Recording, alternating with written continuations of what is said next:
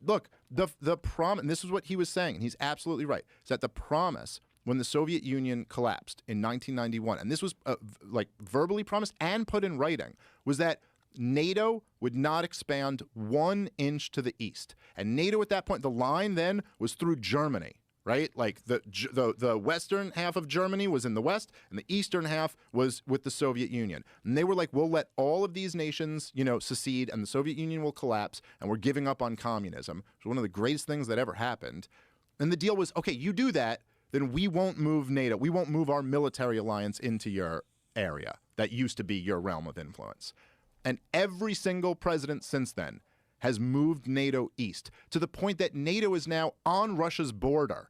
And in Ukraine, even though they didn't officially join NATO, there was always talk of it. Kamala Harris, right before the start of the war, said we're looking to put Ukraine into NATO.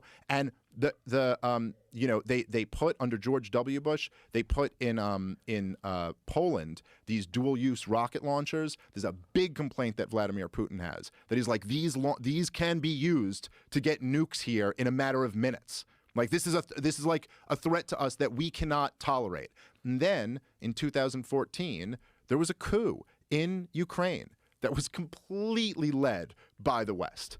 I don't know if you've ever heard, but like I think I sent you actually once the tape of Gideon Rose, who was the editor for Foreign Affairs magazine on the old Stephen Colbert Report show back when Colbert was hilarious, and he was just openly bragging about what the game is here. And then he was like, well, Ukraine is kind of like the Robin to Russia's Batman. And so our job is to steal Robin away from Batman and make him come over here and join us. And Vladimir Putin's so stupid that he won't do anything. And then Colbert's in his old character. So he's like, well, shouldn't Obama be spiking the football and saying, yeah, in your face, Putin? And Gideon Rose is like, well, no, because then Putin might invade Ukraine. So we wouldn't want to spike the ball.